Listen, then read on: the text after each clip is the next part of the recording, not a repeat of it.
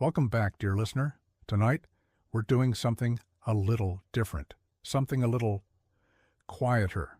No battles, no thrones to fight over, no dramatic love affairs or assassinations in darkened alleyways. No, tonight your adventure is of a more spiritual variety. You've had enough of politics, enough of swordplay and scandal, enough of noise, so now you're taking a vow of silence. Because tonight, dear listener, you are becoming a monk. That's right. You've traded in your shoes for sandals, your wine, for watered-down ale and your very soul, for 7 prayers a day and a slab of straw to sleep on. Doesn't that sound restful? Well, it will be, eventually. First, we need to get you through a life of obedience, celibacy, poorly cooked porridge, Latin you don't quite understand, chronic back pain from all the kneeling, and at least one mild existential crisis in the cloister garden. But don't worry, you'll be fine. Maybe let's begin. You arrive with hair. This will not last. The first thing to go is your name, not the one your mother whispered into your ear when you were a child, not the one your old friends used to call out during a summer brawl behind the granary. That name belongs to the world, and the world, as the abbot will shortly remind you, is full of sin. From now on, you are Brother Benedict, or Brother Anselm, or Brother somebody who was canonized after being flogged for a miracle. Pick your favorite. You don't get to choose. There's no mattress. Let's just get that out of the way. You were expecting, well, not luxury, but something. A little straw. Maybe even a wooden frame if the monastery was feeling generous. But no, your bed is essentially a wooden box with a linen sheet stretched over it, like someone tried to reinvent sleep and gave up halfway through. There's a thin pillow. It looks like it lost a fight with a goose and never recovered. This is your cell, your home. 4 stone walls, 1 wooden crucifix, a wash basin that might be haunted, and a small window that definitely isn't there for the view. You get just enough light to see the dust collecting on your robe and the spiders taking up residence in your sandals. This is where you live now. Congratulations, you don't get much time to settle in. Your novitiate has officially begun. That means you're not quite a monk yet. You're on probation, like spiritual boot camp. They need to see if you're going to stick around or run screaming by Easter. Spoiler, some do. You're up before dawn, not at dawn. Before dawn, you are woken not by birdsong or some gentle hymn, but by Brother Jerome ringing a bell directly outside your door like he's chasing off demons, which, in his defense, he might be. Your first coherent thought is, why did I do this? Your second is, my spine no longer works. You groan, quietly. The rule of St. Benedict frowns on complaints. You splash your face with water from the basin. It is not warm. You consider this your first act of penance. You've been awake for 7 minutes, and already you feel purified by suffering. You shuffle down the hallway in silence. That's not metaphorical. Silence is the law here. The great silence, they call it. From sundown to sunup, not a word is spoken unless it's on fire or dying. You pass other novices in their robes. No eye contact, no whispering. Just the sound of feet and fabric and one unfortunate brother sneezing so violently it echoes like a cannonball. Eventually you reach the chapel again. The others are already there, kneeling. You kneel too, or try to. Your knees make a sound. That suggests early onset spiritual decay. The service begins. Matins, then lauds. The chanting fills the cold stone space with eerie beauty. The Latin drones on in a way that is somehow both heavenly and deeply soporific. Your stomach grumbles loud enough to shame the devil. No one reacts. Either they're holy enough to ignore it, or they've all been there. After prayers, breakfast, finally. You imagine bread, maybe a little cheese. Something modest, but warm, nourishing, comforting. What you get is mush. A gray, unidentifiable porridge, served in a wooden bowl that looks like it predates the crucifixion. You try not to gag. It smells faintly of cabbage and disappointment. The monk beside you, an older man with the hollowed eyes of someone who's seen things, eats it with the joyless efficiency of a man who's given up on flavor. You copy him. You chew. You swallow. You regret it. No talking at meals either. The only voice you hear is the lector, reading scripture aloud from a little pulpit while everyone else eats in grim silence. It's like dinner theater, but the plot never changes, and the main character is Jesus. After the meal, you return your bowl, bow, and shuffle out with the others. The workday begins, and you, dear novice, are given a rake. Monks have chores. So do you. The garden is not peaceful. It is muddy. You are not communing with nature. You are yanking turnips out of frost-bitten ground while muttering prayers through clenched teeth. Brother Gerard, who supervises you, offers the only form of encouragement available in the monastic toolbox. A stern nod. You cling to that nod like it's divine approval. There's also the scriptorium, where you will be invited, eventually, to learn to copy manuscripts by hand, if you're literate. If not, congratulations. You've just been enrolled in the slowest, most sacred form of literacy class ever invented. It will take months, if not years, before you're allowed to touch ink without supervision. In the meantime, you sweep floors, you scrub pots, you muck out the chicken coop, and accidentally form a philosophical opinion about manure, and through it all you chant. You pray, you bow when required. You cross yourself so often your arm starts doing it reflexively, like it's forgotten any other form of movement. You are not allowed to ask why. You are not allowed to complain. You are, however, encouraged to fast, frequently, for spiritual reasons, of course. Not because the pantry is empty and the monastery can't afford eggs this week. Definitely not that. By the third day, you are hallucinating faintly. A vision of St. Augustine appears in the corner of your cell and gives you a thumbs up. You decide not to tell anyone. You might just be dehydrated. The first crisis. The novelty wears off faster than your hair grew back. You start asking yourself questions. Not out loud, of course. God forbid. But internally, quietly, dangerously. Why? Am I here?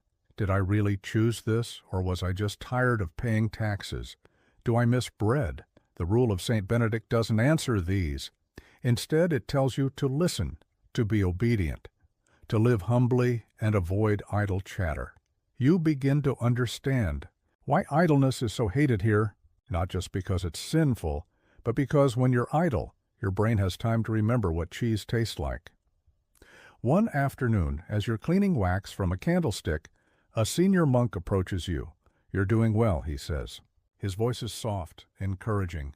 You blink. Actual words directed at you. He sees your surprise. Smiles faintly. You're still here, he adds. That's a start. You nod. Because what else can you do? You finish cleaning the candlestick and return it to the altar. You're not happy. But you're not miserable either. You're here. And here, in monastic terms, is halfway to holy. You arrive at the gate of the monastery on foot, your boots thick with dried mud, a woolen tunic sticking to your back in that special way only panic sweat does.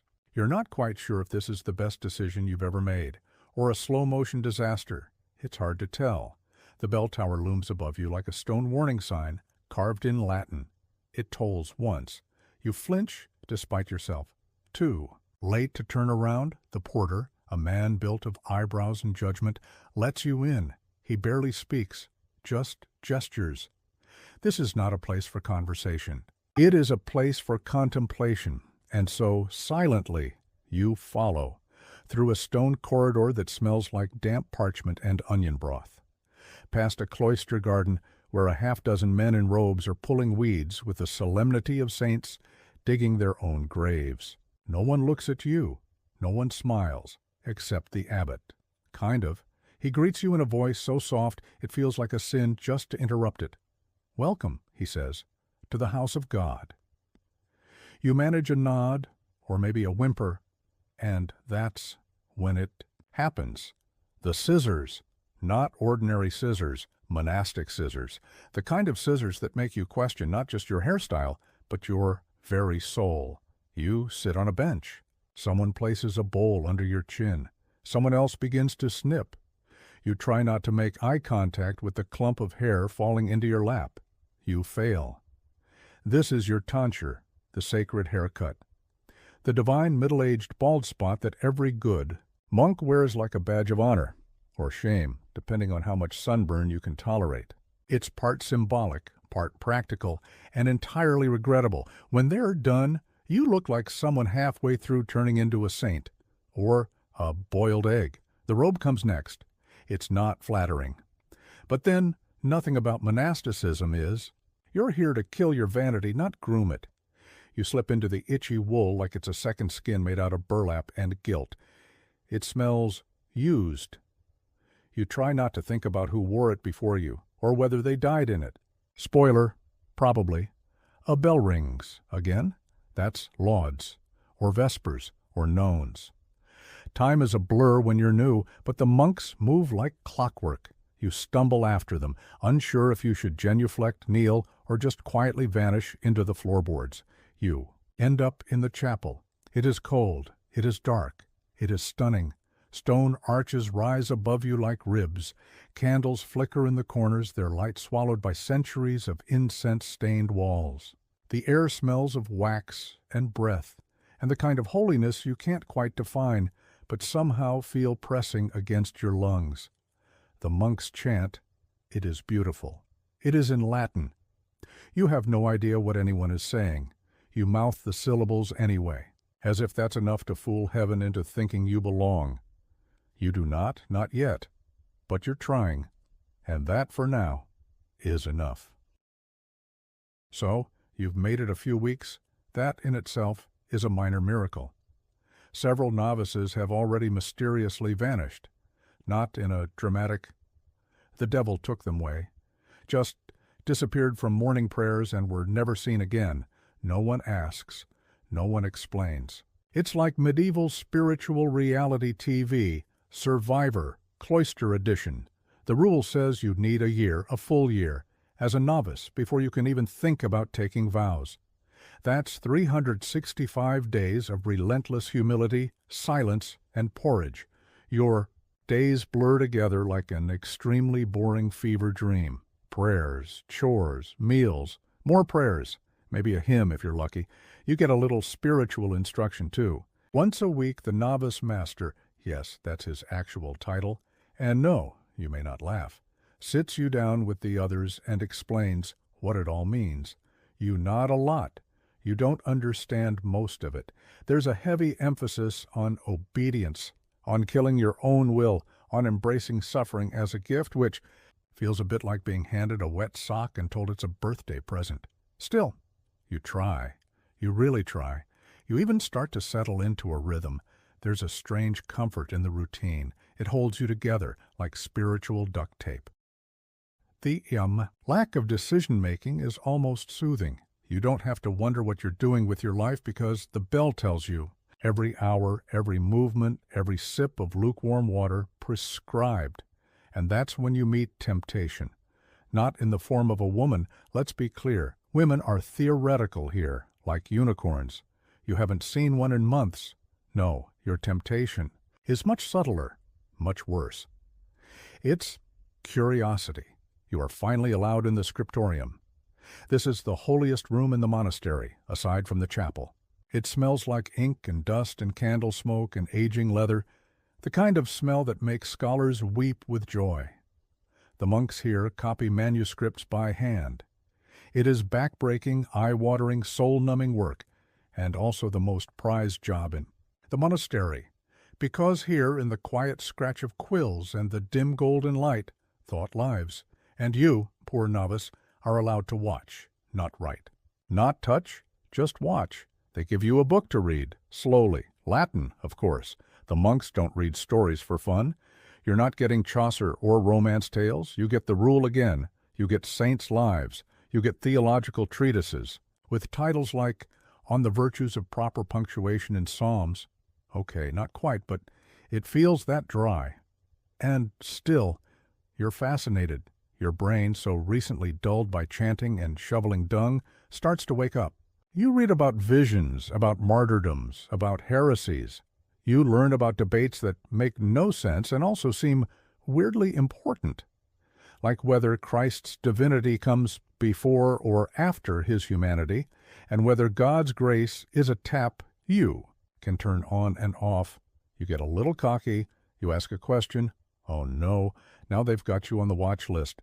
Every novice hits this phase eventually. That moment when you become obsessed with whether or not you're holy enough. It starts slow. A little voice in your head during morning prayers. Did you bow deeply enough? Were your hands folded correctly? Did Brother Matthew's chant sound more devout than yours?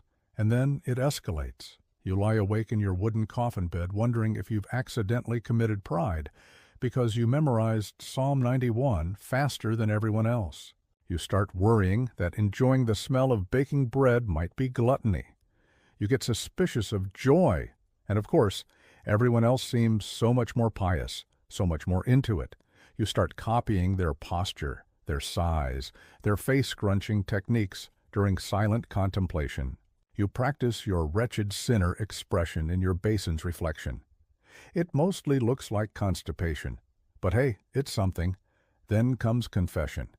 Confession is regular here, not annual, like in some places, weekly, sometimes more, depending on the abbot's mood. You kneel. You confess your sins to a monk who has heard every variation of "I fell asleep during prayer" 1,000 times. You try to sound remorseful. You try to mean it. He gives you penance, usually more prayer, sometimes public humiliation. One novice had to eat on the floor in front of everyone for a week because he talked back during work duty. Another had to walk barefoot in the snow reciting the Miserere. You learn fast. Keep your head down. Don't sin creatively. And then it happens. Not during prayer, not during reading, not even during one of your endless chores. It's night. You're outside, helping with firewood duty, because medieval buildings are cold and someone has to feed the hearths. You step into the courtyard to fetch another log, and the world stops. The stars are out. More than you've ever seen. You realize, somehow, that you've been too busy suffering to notice beauty. It's quiet, and for a moment you feel it. That strange, silent thing they've all been talking about. That presence, not a voice, not a vision. Just a vast, still peace, like you're a candle flickering in a giant, invisible cathedral. You stand there, log in hand, robe flapping, mouth open like an idiot, and you feel for the first time something like belonging. It passes, of course, but it leaves a mark. At the end of your novitiate, you're called before the abbot. You've endured a year. You haven't fled. You haven't sinned in any particularly colorful ways. You are asked, "Do you wish to remain?" You say yes, because what else can you say? They cut your hair again, recut your tonsure. You kneel and recite the vows of obedience, stability, and conversion.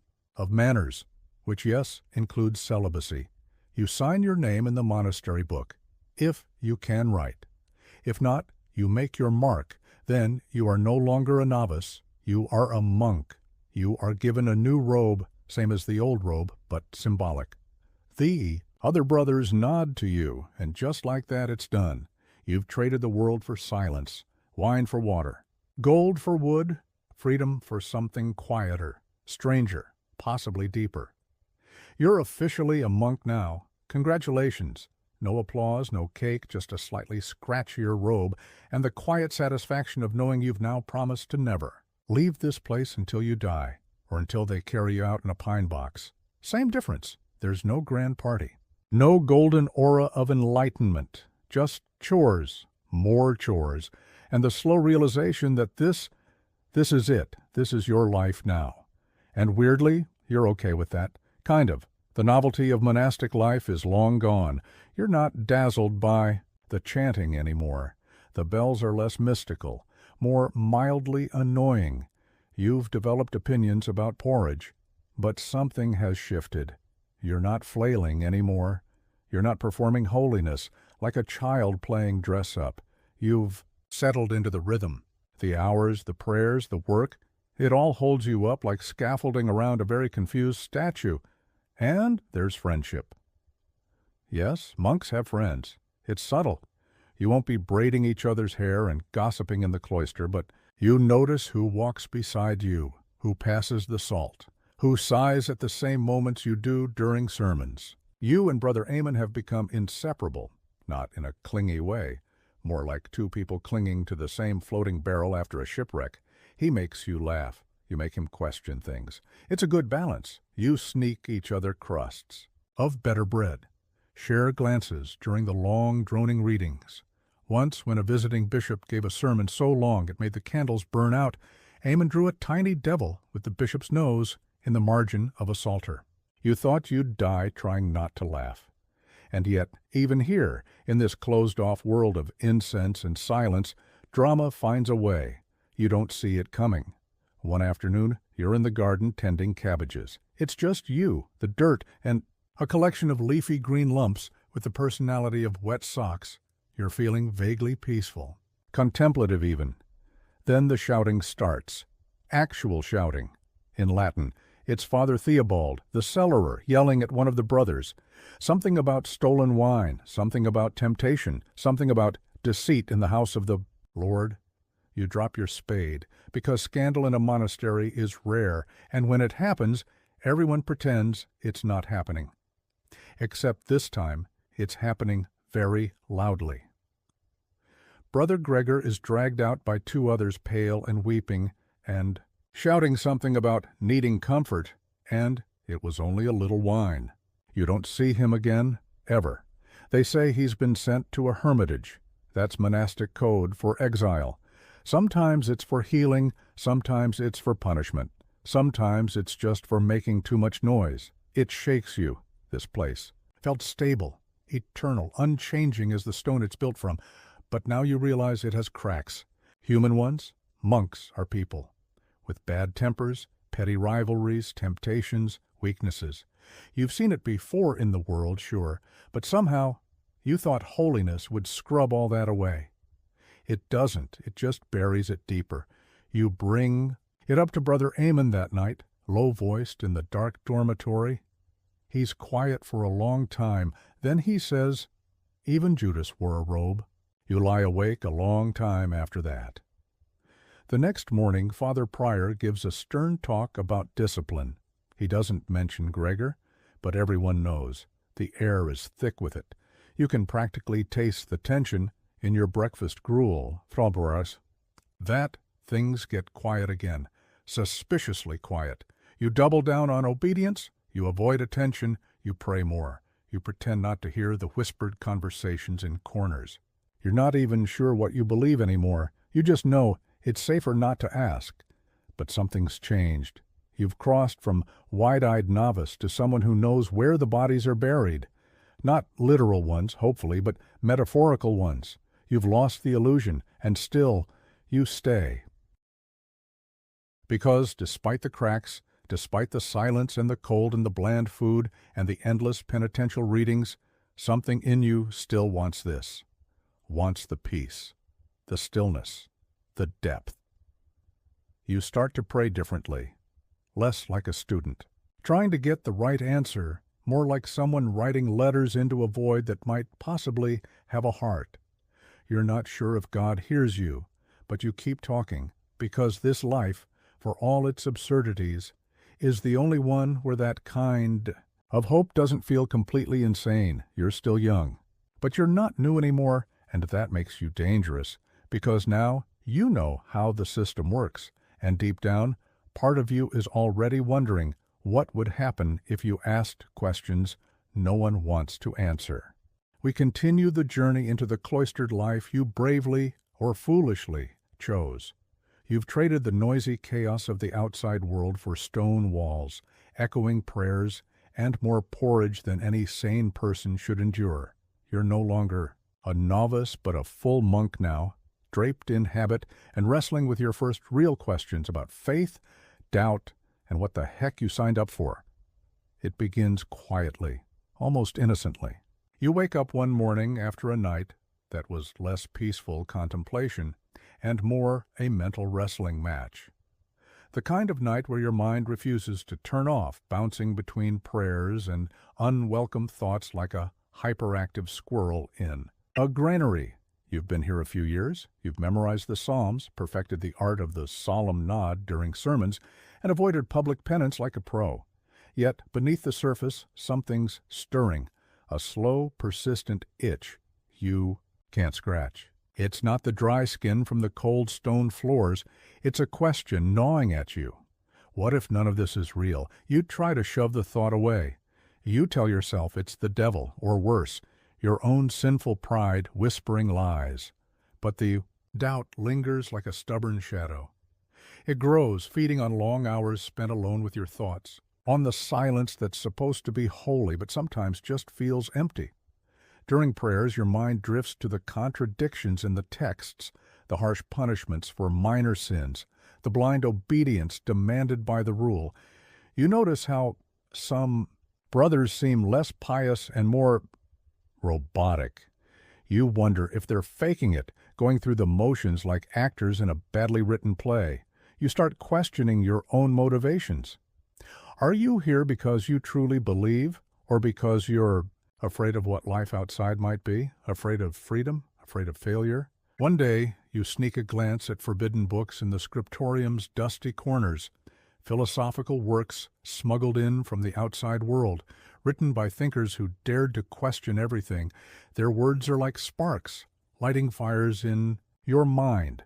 You realize faith isn't as simple as you thought. It's messy, complicated, sometimes painful. You feel isolated, caught between the rigid expectations of the monastery and the chaotic pull of your own doubts. You long for answers but fear what they might reveal. This crisis shapes you. It breaks you down and, slowly, begins to build something new inside. A more honest, if fragile belief, and just when you think you might be spiraling into despair, a small moment, a shared joke with Brother Amon, the scent of fresh bread in the morning, the flicker of candlelight on ancient stone, reminds you why you chose this life. Faith, after all, might not be about certainty. Maybe it's about the struggle itself, and, with that thought, you prepare to face whatever comes next. You wake up in the cold morning chill, the stone floor pressing against your bare feet, like a reminder that comfort is a forgotten luxury. The monastery is still mostly asleep, except for the occasional creak of wooden beams settling and the muffled coughing from the sick ward down the hall. You pull your robe tighter, mumble a quick prayer, half out of habit, half because it's the only way to steady your thoughts. Today, the routine feels heavier. You shuffle to the chapel for matins, the early morning prayers that seem designed, less to inspire and more to test how much misery a body can endure before breaking.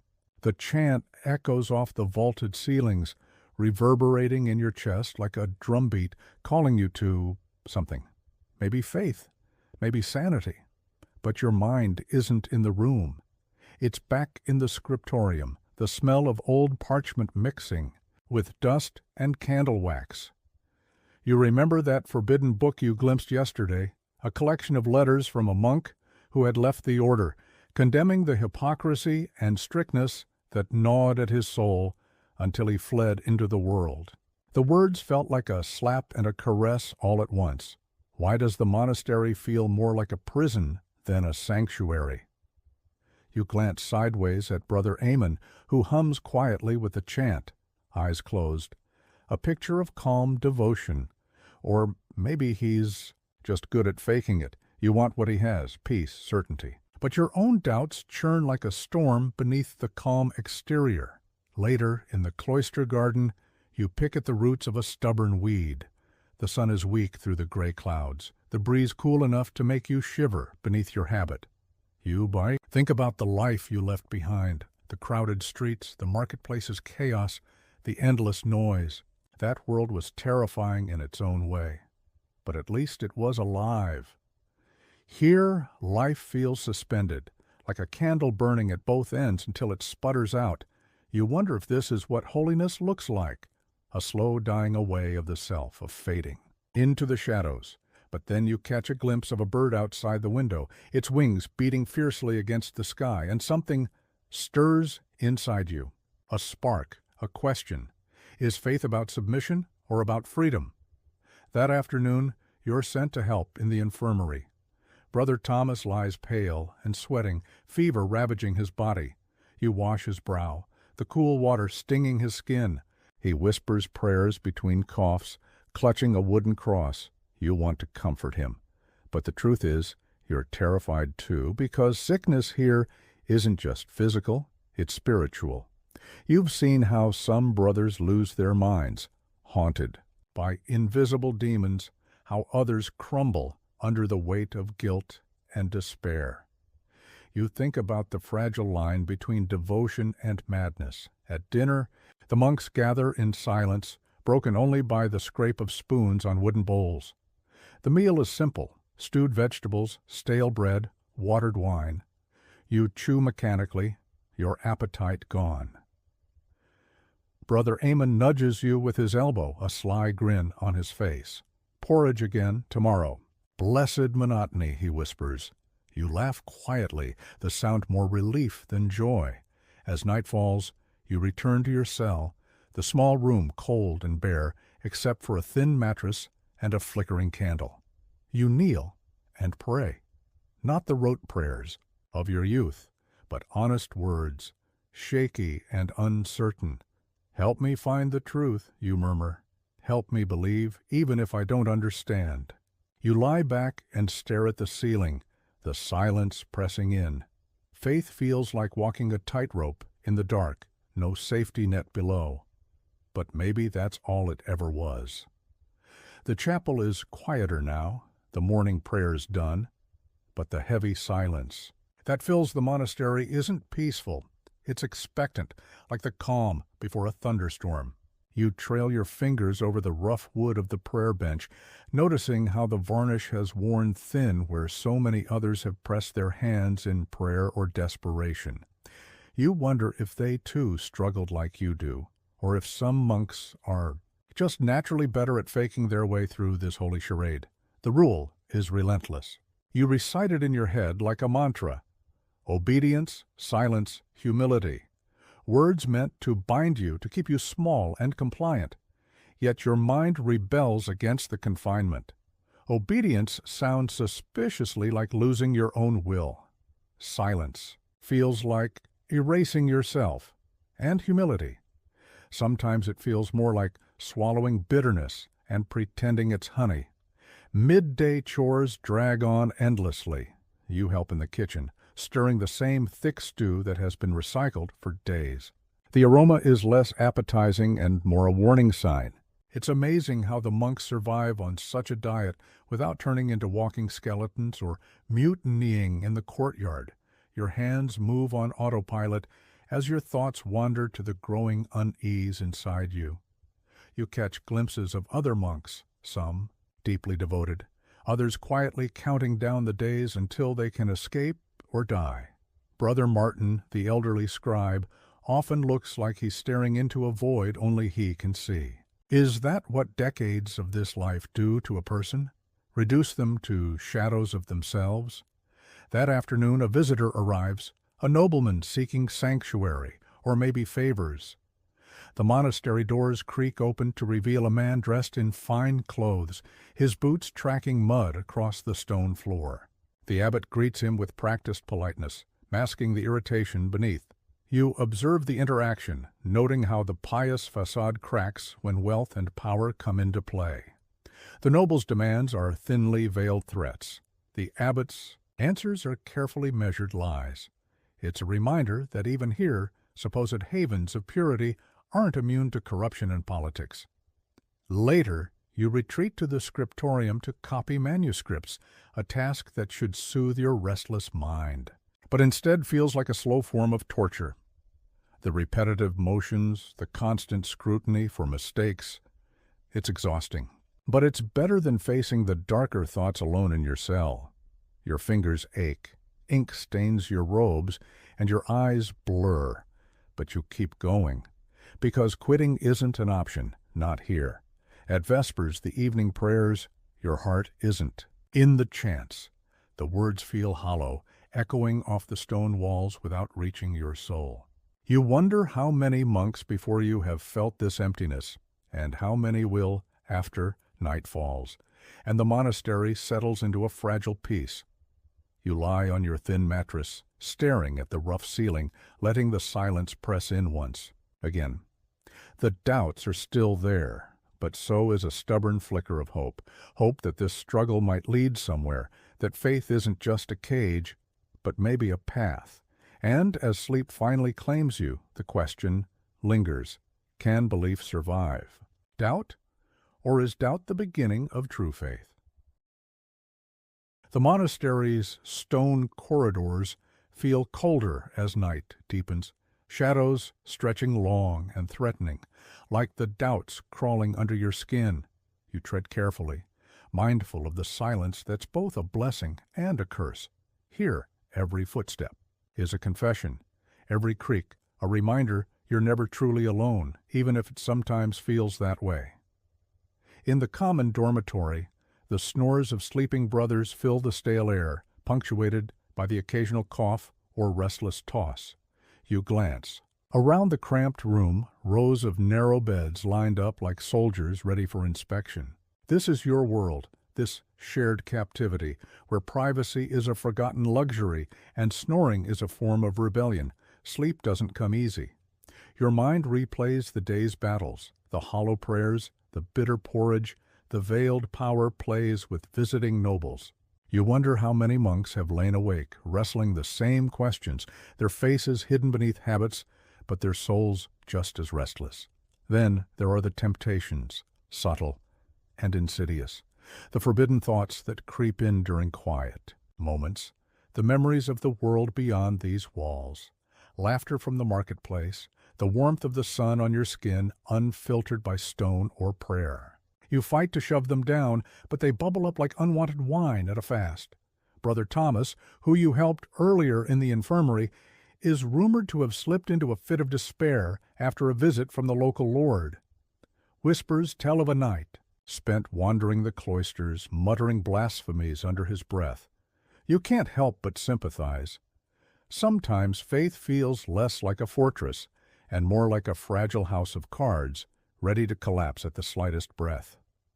The abbot, a stern man with eyes sharp as a hawk's, presides over the monastery with a mix of piety and politics. His sermons preach humility and obedience, but behind closed doors he navigates alliances and rivalries that rival any royal court. You watch him maneuver like a chess player, sacrificing pawns and protecting bishops with practiced ease. The irony isn't lost on you, a man preaching peace while waging quiet wars within stone walls. One afternoon you're summoned to his chamber. The room smells of incense and old parchment, heavy with the weight of unspoken expectations. The abbot's gaze is piercing. "Brother," he says, voice calm but firm, "your dedication is commendable, but the path of a monk is not without trials. Faith must be tested, or it is worthless." You nod, wondering if your crisis counts as a trial or a failure. Remember, he continues, doubt is a shadow cast by faith. Do not let it consume you. You leave the chamber with a mix of relief and unease. His words ring true, but the shadow feels darker by the day. Outside, the seasons shift. Winters bite harder, summers scorch the gardens. Life in the monastery marches on. Rituals, prayers, work, study, a relentless cycle designed to shape souls or break them. Amid the monotony, small moments offer grace. A shared laugh with Brother Ammon, the taste of fresh bread after a long fast, the first bloom of lilies in the cloister garden. These fleeting joys are lifelines, reminders that beneath the habit you are still human. As years pass, your body and spirit are worn thin. The physical labor, the ascetic diet, the constant battle with your own mind take their toll. You grow leaner, your face lined with the marks of contemplation and worry, yet something shifts inside. The crisis of faith evolves. Doubt no longer feels like an enemy, but a companion, pushing you toward deeper understanding. You realize that belief isn't about certainty, but about wrestling with uncertainty and choosing to keep going anyway. 1. Evening, as candlelight flickers across ancient walls, you whisper a prayer, not for answers, but for strength to embrace the mystery. And in that quiet surrender, you find a fragile peace. You slip into the scriptorium one damp afternoon, sneaking past the cellarer whose nose is perpetually in a ledger, only to find Brother Martin hunched over a pile of vellum, his quill scratching out elaborately drawn snails in the margins. You clear your throat. He startles, nearly upsetting an inkwell. "Don't look so shocked," he whispers, wiping ink from his sleeve. "Even saints need a hobby." You share a conspiratorial grin before settling at your own desk. Copying psalms has become almost meditative, almost. But today, every Lauda Jerusalem feels like a taunt. Praise Jerusalem. Praise Jerusalem. You pause, quill poised midair. If Jerusalem is so glorious, why does your back ache every time you kneel? Later, you're assigned to the storeroom, where the cellarer, Father Theobald, guards the cheese like a dragon. It's gold. You silently marvel at the stacks, rounds upon rounds of pale, pungent dough. You've heard rumors that sometimes a brother accidentally nibbles a corner of cheddar when no one's looking. It's called divine sampling, apparently. That night, in the dim dormitory light, you and Amon compare notes in barely a whisper. You confess to eyeing the cheeses, and he admits to having slipped a small wedge into his habit last week. The thrill of tiny rebellion sends a rush through you both. You plan in hushed giggles to sneak a slice the next time you're in the storeroom. The plan goes awry. You thought you'd be clever, pilfering just enough to savor the late-night flavor without anyone noticing. But as you slip the wedge into your robe, a floorboard creaks so loudly you nearly drop the whole thing. Father Theobald's silhouette appears at the doorway. You freeze, heart pounding like a drum. He narrows his eyes and marches towards you. "Brother," he intones, voice as sharp as broken glass, "the house of God is not a tavern." You swallow, cheeks burning, and stammer an apology so heartfelt you swear he might actually pity you. He confiscates the cheese, admonishes you on gluttony and humility, and sends you to stand barefoot in the snow outside the gate for an hour. Public penance, just you and the cold stars. The frost nips at your skin, but the embarrassment scorches hotter. You return to the dormitory late, cheeks still stinging. Amon quietly presses a clean tunic into your hands, his own spare, and murmurs, "Consider it a truce." You grin. Gratefully, friendship never tasted so sweet. Days later, the plague comes calling. A messenger schooled in rumors arrives from the nearby village, wizened and shivering. He speaks of blackened swellings, fevered delirium, and neighbors dropping like autumn leaves. Panic ripples through the cloister like a wind through dry grass. The abbot summons volunteers for the infirmary. It said only saints or fools step forward. You and Amon exchange a look, and without a word, both of you sign your names. Better to face sickness serving others than starve on cheeseless penance. Inside the infirmary, everything is chaos under candlelight. Straw-strewn floors, slick with blood and sweat, groans punctuate the shadows. You wash sores, offer prayers, sometimes both at once, your hands trembling as you hold the skin, infection so close you taste death on every breath. Late one night you find Brother Thomas, once hale, now gaunt, calling your name in fever. Dreams, water, bread, mercy. You kneel beside him, gently press a cup to his lips. He drinks and smiles, eyes full of a childlike wonder you envy. In that moment, you understand why you're here, not for strict rules or solemn chants, but for these fragile human flashes of grace. By dawn, many have fallen. Some volunteers retreat, overwhelmed by despair, but you and Amon press on, bolstered by purpose. Each saved soul, each whispered, "Thank you," feels like a psalm rising from the dust. When the plague finally ebbs, the monastery is changed. You are changed. The walls feel less confining, the rule less burdensome. You carry the memory of Brother Thomas's smile like a talisman against doubt. One crisp morning, you stand in the garden again, not pulling weeds, but planting lilies in his honor. The sun warms your face. The air smells of earth and new life. Your habit is stained, your hand still trembling, but your heart is steady. Doubt remains quieter now, more companion than adversary. You've seen sin and suffering up close, and you've seen mercy in unexpected places. You have come to realize that faith isn't a fortress, but a journey across shifting sands, guided by small acts of love. And so, in this middle stretch of your life, half buried in stone and prayer, half alive in service, you find a fragile balance. The monastery's routines anchor you, the crises refine you. You are neither fool nor saint, but something in between, a monk who has tasted doubt, rebellion, fear, and still chosen this life. The crisis of faith did not break you, it made you human. The messenger's warning still hangs in the corridors long after the plague has passed, a reminder that even these stone walls can't keep death at bay. But life presses on, and with it comes politics. One morning, the gates clatter open to admit a dusty caravan of attendants and a visiting bishop, whose embroidered robes are so bright they look like heresy in themselves. He strides through the cloister with an air of entitlement, his mitre balanced precariously atop a head that's never known hard labor or cold porridge. The abbot greets him with solemn grace, but you see the flicker of calculation in his eyes. The bishop has brought gifts, a chest of fine wine, a donation of coin for new vestments, and a request that one of the scriptorium's best manuscripts be sent to Rome as evidence of the monastery's piety.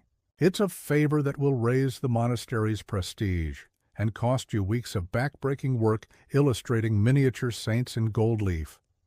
During the bishop's sermon in the chapel, you watch the abbot lean forward in his stall, nodding, every so often the corners of his mouth twitching, as though he's tasting each phrase for political potential. The bishop speaks of righteousness, charity, and the duties of shepherds to their flock.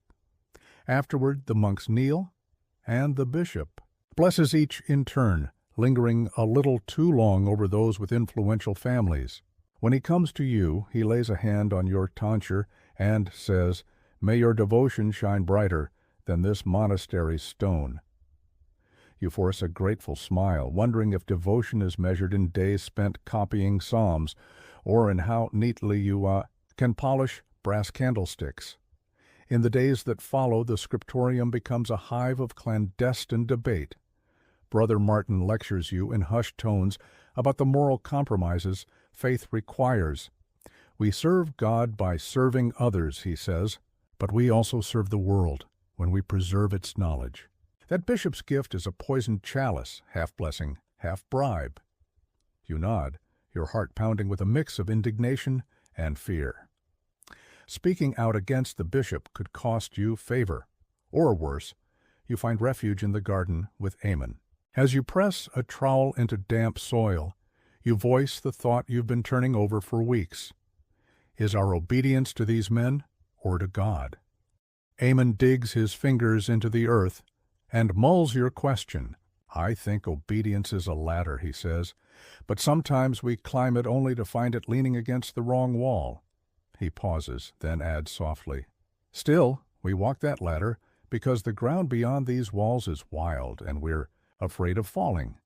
That afternoon, you volunteer to deliver the manuscript to the guest chambers.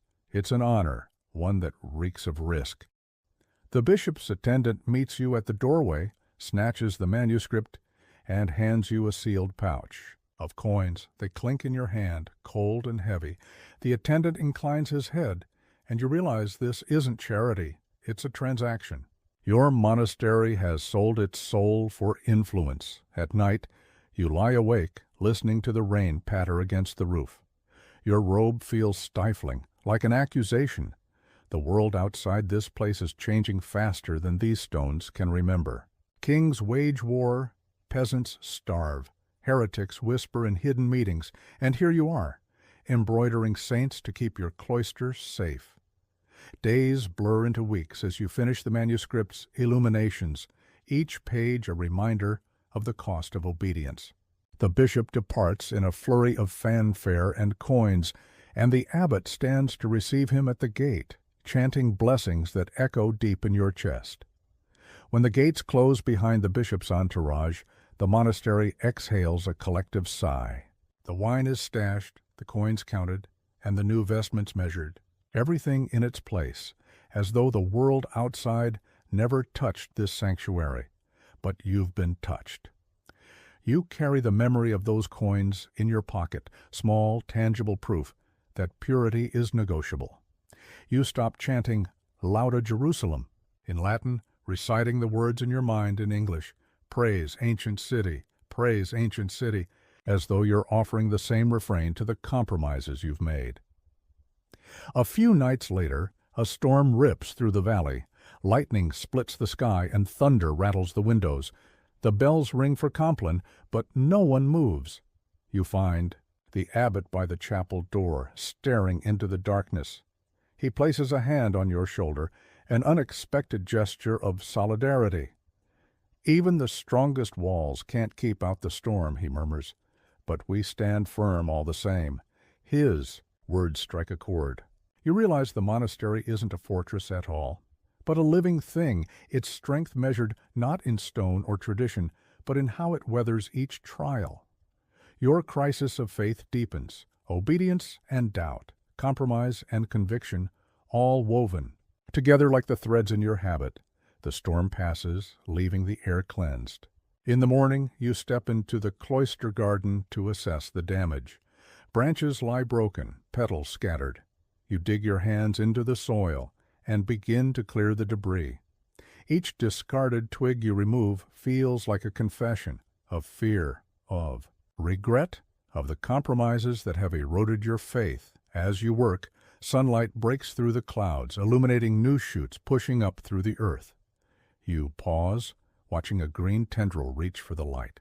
It's a small miracle, a stubborn rise against the weight of the storm. You think of the plague, the cheese scandal, the bishop's bribe, all trials you've endured. Each has left a scar, but each has also revealed something essential. Faith isn't the absence of doubt or hardship, but the courage to keep tending the garden when the storms come. By the end of the day, the garden looks almost whole again. You stand back, hands dirty, robes soiled, and feel something like pride, not in perfection, but in perseverance. Eamon joins you, nodding at the cleared path. He says, life in here isn't about avoiding storms, it's about surviving them. You grin and Thomas's old line echoes in your mind, even saints need a hobby. Yours is this garden, these prayers, and a faith tempered by doubt. In that moment, you accept the truth you'd been avoiding. Your crisis of faith is not a sign of failure, but the making of something deeper and more resilient. And as you walk back to the scriptorium, the bell tolls for dinner, an invitation to continue the work, doubt and all.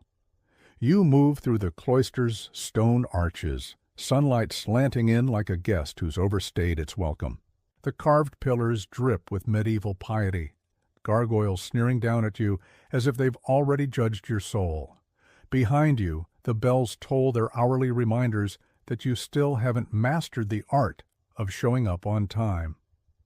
In the scriptorium, narrow windows cast bars of light over desks where quills scratch psalms that someone someday will thank you for, or curse you. Ink stains your fingertips as you copy yet another passage on humility, ironically enough. Across the room, Brother Martin's latest snail doodle in the margin looks more devout than the text itself. Down in the cellar, Father Theobald presides over cheese rounds like a dairy-obsessed dragon. You inhale that heady tang, half temptation, half punishment, and wonder why a house devoted to spiritual asceticism can't resist hoarding cheddar as if it's holy relics. The chapter house's circular benches hold your brothers in grim silence each morning. You know you're supposed to feel solidarity here, but instead you're acutely aware of the echo, a constant reminder that every whispered confession becomes communal property. Later you pass the infirmary where pale walls, peep through faded frescoes of saints healing the sick. The scent of herbs, lavender for calm, wormwood for warding off evil, tries valiantly to mask the metallic tang of fever. You've scrubbed enough boils here to suspect that real miracles are rare. In the garden, neat rows of cabbages and leeks nod at you like dutiful students. Planting seeds was supposed to teach patience, but watching them grow feels like watching paint dry, if the paint occasionally needed weeding and prayers. Dormitory life offers little respite, narrow beds arrayed. Under wooden beams, each mattress a humble coffin of straw. The only window frames a sliver of sky you'll never reach. Every snore around you is either a consolation or a cruel taunt. Take your pick, and at the heart of it all stands the church. Pillars carved with saints whose stories you chant every day, stained glass filters colored light in uneven splashes, reminding you that truth itself is often refracted. The high altar glows silver in the gloom, a beacon of unchanging ritual. You've learned every corner, every scent, every echo.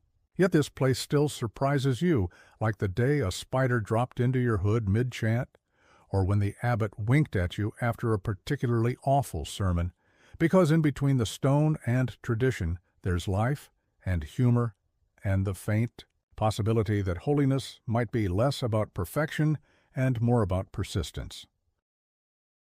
The day the bishop's envoy returns with the gilded box of coins, the monastery seems to catch its breath, just long enough for the walls to murmur of compromise.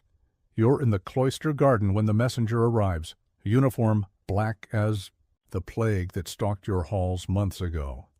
He strides past the cabbages with a sort of practiced indifference, lips pressed tight beneath a dusty hood.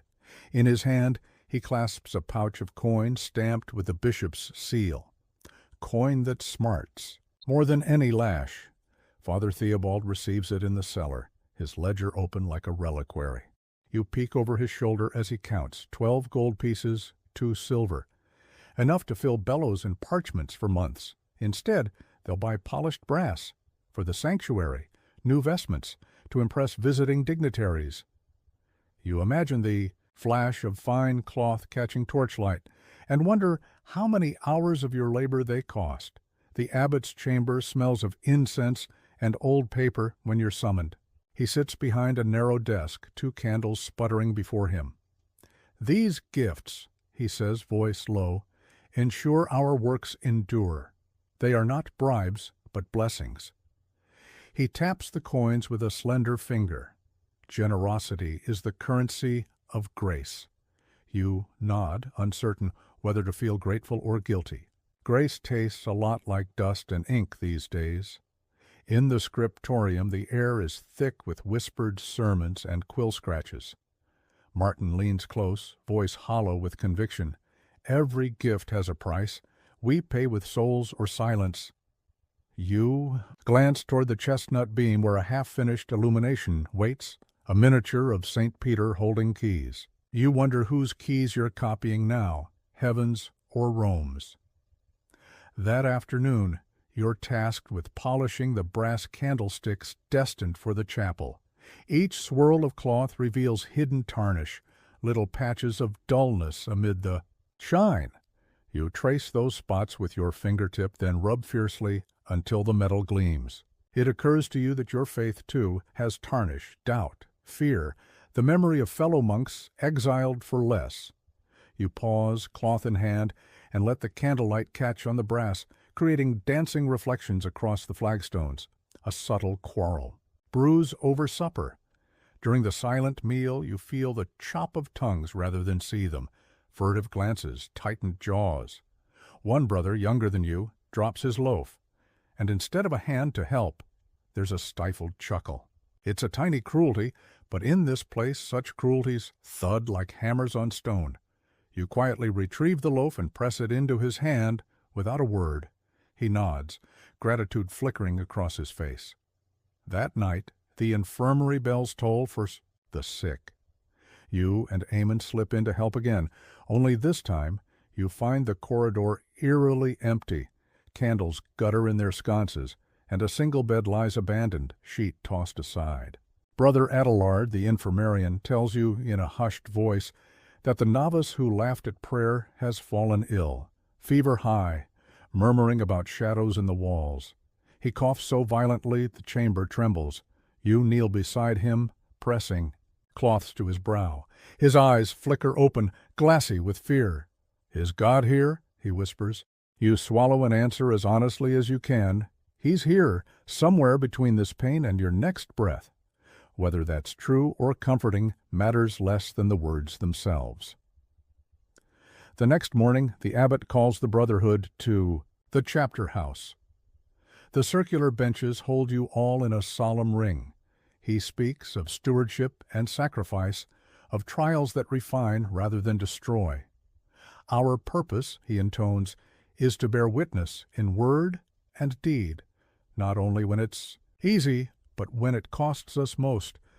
He allows a moment's silence to settle, thick as candle smoke. Then he names the gifts from the bishop, praising them as necessary for the work ahead. You feel the weight of every eye on you, the prior's cool appraisal, Martin's fiery gaze, Amon's encouraging nod. Somewhere in that circle, doubt and conviction collide. You sense that faith is not a single voice, but a chorus of contradictions. Later, alone in the garden, you press a trowel into the soil. The earth is cold, resilient. You plant a row of lilies, their white petals promising quiet beauty even after the storm. Behind you, the chapel's bells toll sext, and you realize the hours have names, but your own heartbeats have poems no rule can dictate. By midweek, the new vestments arrive, robes of deep blue trimmed in silver, shining like promises on hangers. They hang untouched in the sacristy, waiting for a feast day that never comes. You catch yourself staring at them, imagining how they'd feel against your scarred hands, or how the congregation would gaze in awe if you wore them. Vanity flares, quick, hot, but you smother it as you would a spark near the hayloft. Instead, you slip back into your old habit, faded, threadbare, but true. To the seasons you've lived through, it feels like confessing a truth, that holiness isn't in new cloth, but in worn grace. As the sun sets, painting the cloister walls gold, you take stock of the week's trials, coin that bought brass, illness that tested mercy, robes that tempted pride. Each challenge has left a mark, a dent in obedience, a bloom of compassion, a spark of insight.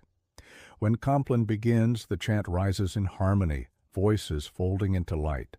You join in, not because the words comfort you, but because they hold space for your doubts and your hopes alike.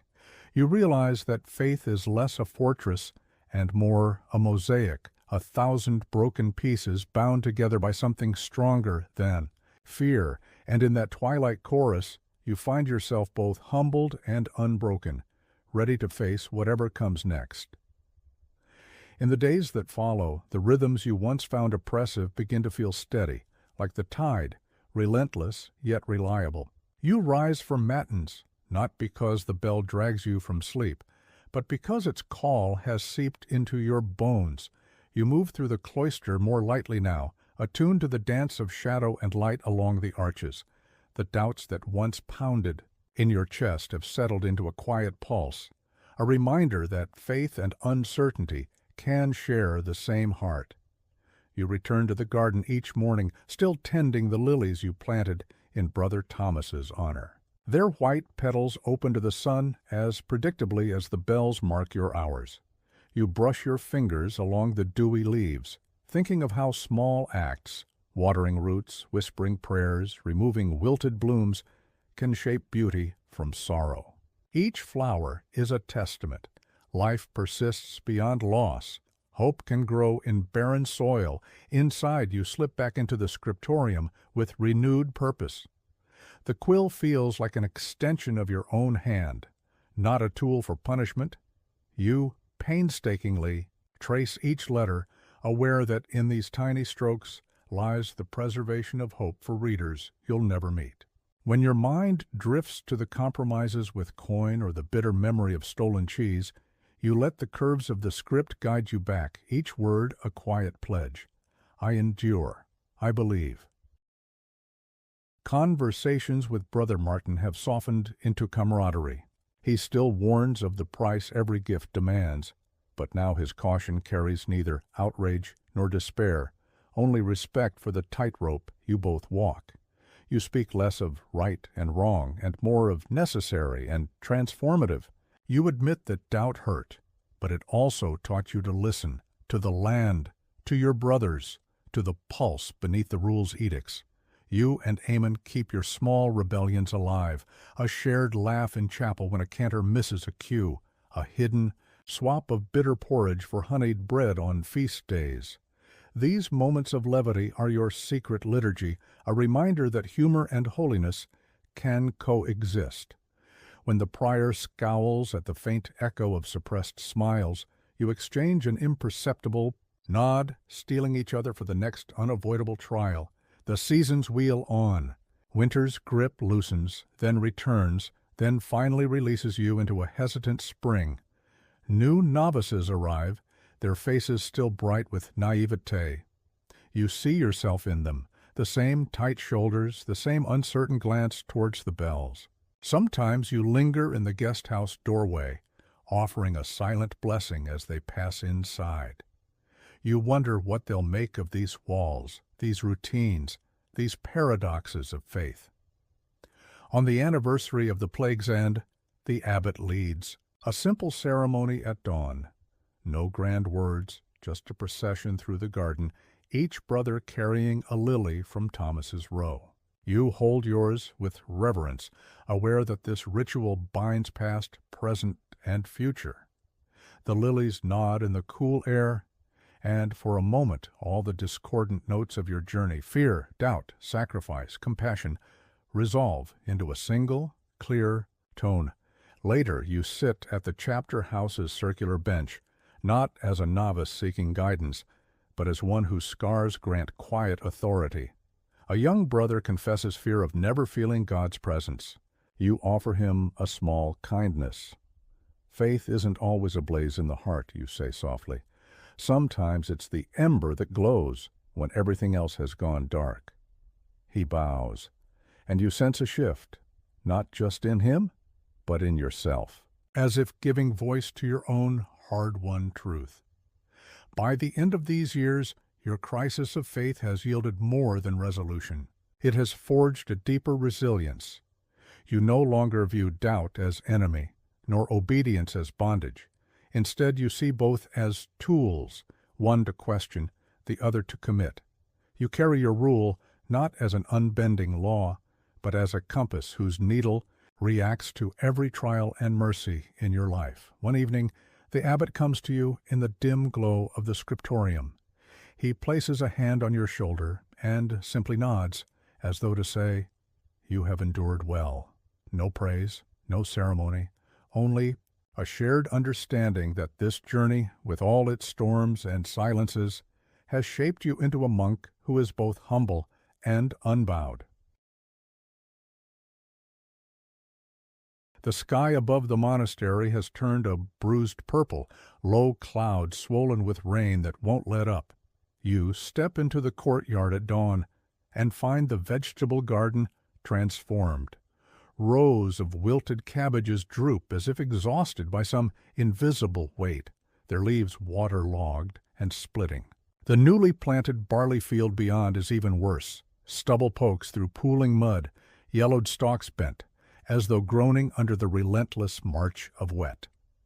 You squint into the gray light and feel that familiar prickle in the back of your neck.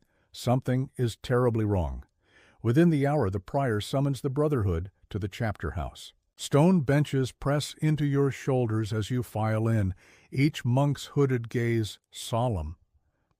No one speaks. Speech would feel obscene in the face of this silent calamity. The prior stands before the carved lectern, hands folded over his rosary. Beads. "Blight has come upon our lands," he announces, voice low but carrying. "The rain has drowned our seed. The grain barrels will not outlast winter." A hush falls, broken only by the drip of water through a cracked roof tile. Then murmurs rise, concern, fear, calculations. How many days of barley remain? How many mouths must we feed? The famine stories you've read speak of whole villages hollowed by hunger. You remember the pale faces you tended in the infirmary. Last year, fever and desperation twinned in every shudder. The prior's next words cut through the tension. I appoint Brother Simon to oversee rationing. He will weigh our stores, measure each portion, and see that neither brother nor layman starves while grain still sits in barrel. Your chest tightens. You, the once novice scribe, now guardian, of the monastery's lifeblood.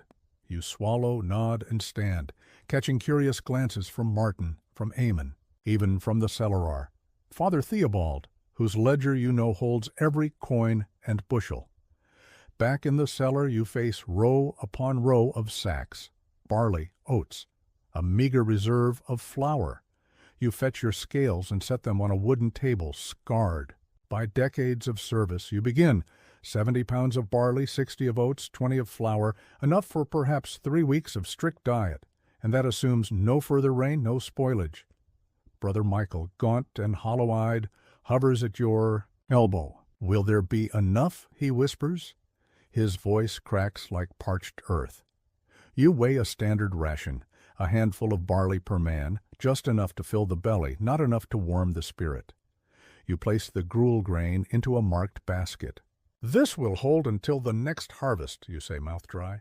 After that, we pray for mercy. Outside the gate, a ragged line has formed. Villagers clutch empty baskets, children too weak to stand. The porter tosses them stale bread crusts and a cup of thin broth, charity by measure. You approach with a basket of barley, heart stuttering. Each face in the queue tells the same story.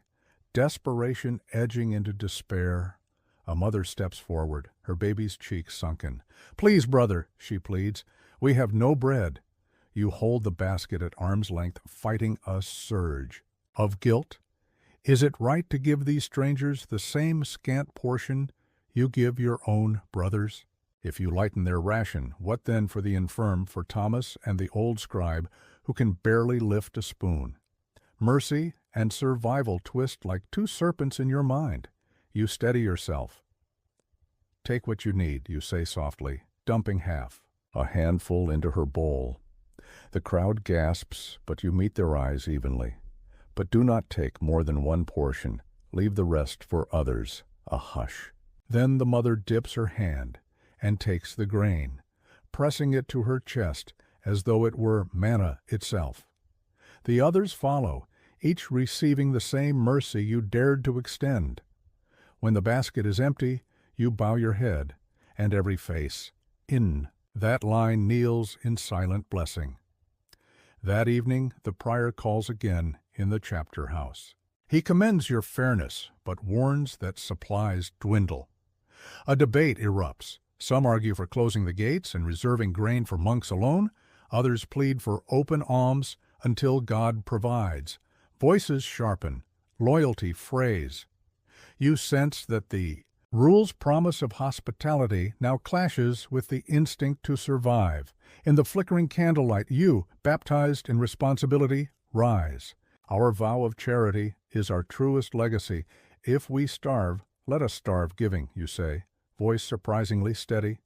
To lock these gates while the poor perish beyond would betray every teaching we hold sacred. Silence. Then the prior nods gravely.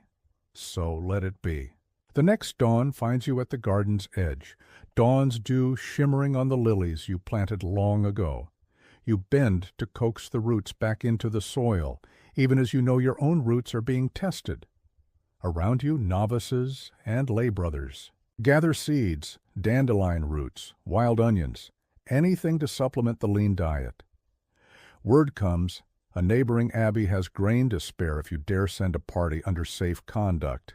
You volunteer, of course. Ammon and 2 others join you.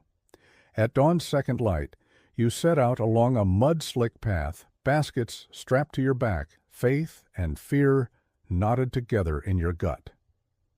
The journey is treacherous. Distant farms lie, empty and silent, hedgerows rotted through. You see a woman picking acorns from fallen oak, a child crying over a half-eaten turnip. Hunger has hollowed the land. Your own stomach clenches, but you press on. At the Allied Abbey, you find storehouses lined with grain sacks, rows of jars filled with honey, cider apples stacked in barrels. The cellarer greets you warily, his tongue sharper than any scythe. "We give what we must," he says, measuring his words, "but know this, every grain you take, we lose ourselves." You nod, too tired to argue. You load baskets with barley, oats, a small barrel of honey, and a single loaf of bread, dense and fragrant as a promise. The journey home feels lighter with each pound gained. When you return, the gates open like wounds, and the villagers surge forward. You distribute the bounty swiftly, tears mingling with laughter, as relief breaks the monotony of fear. For one bright morning, hunger loosens its grip, but you know the famine is not vanquished. It only retreats, waiting to test you again. And as you stand among the grateful faces, shoulders stiff from baskets and hope, you realize this crisis will mark you forever. Instead of ink-stained hands, your hands bear the memory of divided grain and the truth that mercy sometimes demands, risking everything you have. As the gratitude settles into the cold morning air, you feel the weight of the returned baskets press against your back, no longer a burden of fear, but a reminder of what's at stake. Villagers, once gaunt and hollow-eyed, now press forward with bowed heads and soft smiles, their empty cups finely filled. Children sift through the grain, letting kernels spill through tiny fingers, laughing at the tactile miracle of weight against skin. You stand at the gate, breath visible in the chill, and for a fleeting moment the world seems balanced. Yet relief is a fragile guest. The barley and oats you brought back will sustain the monastery and village for perhaps 2 weeks more. After that, the question returns. What then? Hunger is relentless. It does not tire or forgive. Night falls with an unexpected hush. You sit beside Ammon in the scriptorium, the flicker of a single candle revealing haggard faces and ink-stained robes. The stolen manuscript you once hid, now unrolled on your desk, seems almost laughable in the face of a famine. Latin phrases on grace and providence curl across the page in fine script. Man does not live by bread alone. You trace the letters with a finger, tasting their irony. Ammon speaks first, voice low. "You did well today." He pauses, measuring the weight of his words. "But what will you do when that barley is gone?" You don't answer immediately. Instead, you rise and move to the window, peering out at the courtyard's skeletal trees. "We keep going," you say finally. "We find what we can. We share what we must." He nods, though you catch a flicker of doubt in his eyes. Hunger has a way of gnawing at faith itself. The next morning in the chapter house, the prior's sharp gaze sweeps the assembled monks. "Our grain reserves stand at 25 pounds of barley, 15 of oats, and little else," he declares. These numbers land like stones in the silent room. "We must prepare for another rationing cycle. Brother Simon, update the schedule." You step forward, scroll in hand. Each line lists who eats and what. Monks, lay brothers, infirm, and then the villagers. At the bottom you add a single line, secondary relief, wild roots, and foraged greens. It's a note born of necessity, and an admission that even measured charity must bend to the land's mercy. Afterward, you and Ammon venture into the nearby woods. The earth here is waterlogged, but tender shoots of sorrel and dandelion peek through rotting leaves.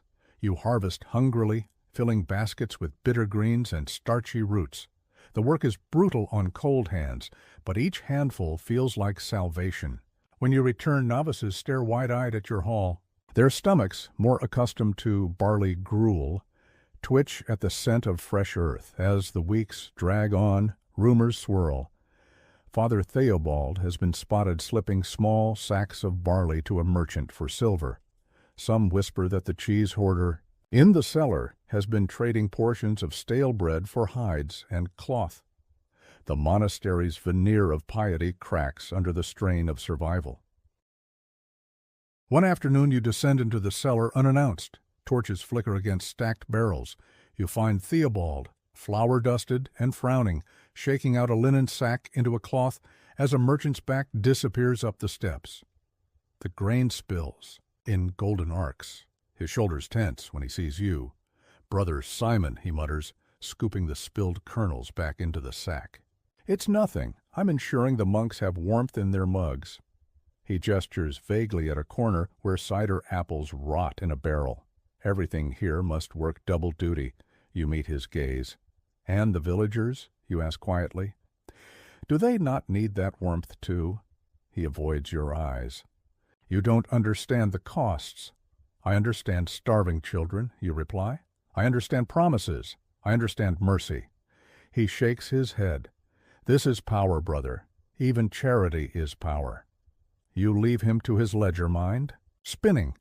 Power hidden in grain and coins, mercy doled out as transaction. You realize your own compromises, the raid for grain, the oversights born of necessity. Famine has turned all hearts, even yours, into battlegrounds. That night, in the hush before Compline, you retreat to the courtyard. Moonlight silver washes the garden's dying blooms. You kneel among the lilies you planted years ago, their white petals now flecked with mud. With trembling fingers, you gather seeds from the pods, carefully, with reverence. These seeds might become next year's hope. As you work, the air shivers with soft laughter. You look up to see novices practicing. A whispered medieval round, an impossible, joyous echo weaving through the cloister. It's a moment of rebellion against the famine's grief, a reminder that community endures in song and solidarity. Brother Martin joins you, crouching to harvest beside your lit lantern. He hands you a flask of watered wine, enough to chase away the cold bite for a heartbeat. You drink, letting warmth flood your bones. He studies your face in the candle glow. "You've done more for this place than abbots or prior," he says. "Even the rule bends around mercy when faced with need." You realize then that acts of faith are less about rigid obedience and more about choosing compassion when it costs you most. Famine has taught you that mercy sometimes demands breaking rules, admitting weakness, and sharing the last loaf. By the time the rains finally relent and a thin green sheen returns to fields, Act Third draws to its close. You stand in the chapter. House for one last reckoning. The prior announces a modest harvest, just enough to feed the community and rebuild reserves. Cheers, quiet but heartfelt, ripple through the benches. You slip outside afterward, breath misting in cool air. Eamon is there, arms crossed, surveying the renewed garden. "We did it," he says softly. "We survived." "Barely," you reply, voice tight with relief and lingering sorrow. "But we did it. Together." He grins, and you share a silent vow. No matter what comes, you'll face it not as novices fearing hunger, but as brothers forged in compassion's crucible. The famine's scars are slow, like fine cracks in pottery you carry every day. Years have passed since those desperate hours of rationing and midnight grain raids, yet their memory lingers in every quiet corner of the cloister. Your hands, once steady with quill or trowel, now tremble slightly, reminders of nights spent, hauling sacks of barley beneath a starless sky. Your knees, too, protest as you rise from the low bench in the chapter house, each joint creaking in a lament that echoes halfway down the aisle. The novices think it's age. You know it's famine. You've grown into a senior brother, no longer Brother Simon the pallid novice, but Brother Simon the scarred, keeper of stories about hunger's teeth and mercy's grace. When you walk past the storeroom, the smooth barrels seem almost foreign now, filled once more with plenty instead of anxious emptiness. You pause, place a hand on the cool wood, and murmur a quiet blessing. as though touching the grain itself might consecrate it. Each dawn you rise for matins with the same devotion you had as a green novice, only now your prayers are woven through with tempered realism. You chant the ancient psalms, but you also remember the ragged lines of fevered villagers, the weight of a child's empty bowl against your palm. In your mind, the words take on new resonance. The Lord is my shepherd, I shall not want. You pray that this promise no longer rings hollow for any soul under your care. As a mentor, you've taken novices under your wing. You lead them through the cloister's routines, but not without seasoning your instruction with hard-won wisdom. In the scriptorium, when you demonstrate the proper way to hold a quill, you tell them patience and precision, yes, but never forget why we write. If all our manuscripts survive but our compassion withers, the ink might as well have been spilled on the floor. At mealtimes, you teach them the art of stretching stews, not as a cheap skill, but as an act of solidarity. You show how a pinch of wild herbs can lift soured broth, how a handful of lentils can transform a dish into a shared feast. Their eyes widen at the fresh flavor, and you smile, remembering your own first taste of sorrel leaves in those dyers. Spring forays. In chapter meetings, you gently challenge the prior when new austerities are proposed. Discipline is good, you say, but mercy is our greatest vow. Sometimes you catch that tight line around his mouth, relax a fraction. Sometimes he ignores you.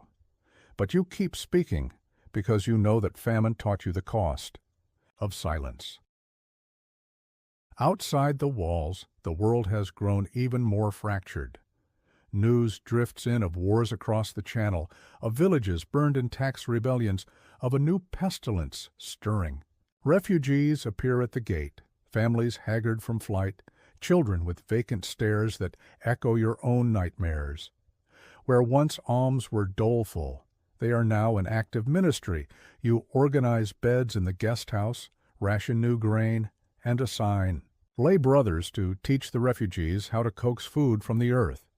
At times, you journey beyond the cloister to rebuild what famine broke. Last autumn, you and 2 novices spent a week at a ruined watermill, repairing its wheel, clearing the silted race, and teaching the miller's widow how to keep the gears oiled. The day the mill turned smoothly again, you tasted new grain in its crisp white flour, a reminder that recovery is as much work of the hands as of the spirit. Yet even rebuilt structures carry the memory of collapse. You feel it in every creak of the floorboards, every groan of the beams overhead. Each moment of blessing is tempered by the possibility of loss. This tension between abundance earned and vulnerability remembered has become the warp and weft of your daily life. In quieter moments, you wander the garden, now lush after years of careful stewardship. The lilies still bloom each spring, but you pay equal attention to the dandelions and nettles, wild plants that once fed the hungry. You harvest their seeds, pressing them into novices' palms with a wink. Don't let anyone tell you weeds have no use. You've learned that mercy is not a one-time gift, but a continual practice of seeing abundance where others see rot, of finding generosity in the simplest roots and stones. And as you teach, you also learn, discovering in every novice's bright curiosity a spark that famine nearly extinguished in you. A brittle cough steals the abbot's voice one morning, and by midday he's too weak to preside at vespers. The prior casts anxious glances at the chapter house's empty stall, then turns to you. "Brother Simon," he says, voice tight, "you will stand in for me with the bailiff today." You swallow hard, mind racing. The bailiff is a stern man, eyes sharp as flint, sent by the local lord to collect tithes and taxes. For the good of the realm, he says, but in practice hungry. Mouths are always the first to pay. The monastery's coffers are still bruised from the famine, and there's barely enough grain to feed even the novices, let alone fill the tithe sacks. You gather your habit, smooth your tonsure as best you can, and follow the bailiff to the courtyard. He waits beside a cart of empty barrels destined for the manor's granary.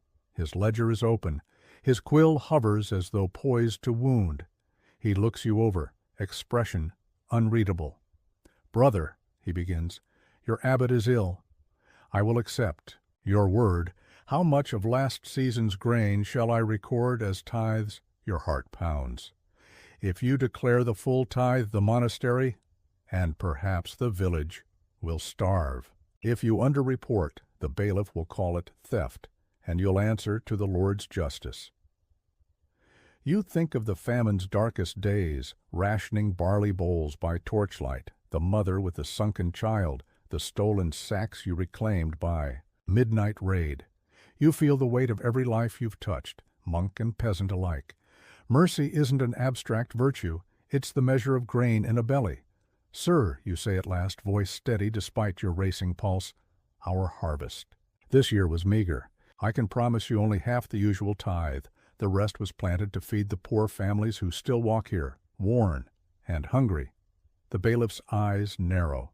He flicks through his pages, lips pressed thin. The sun beats on his back as he deliberates. Finally, he snaps the ledger shut.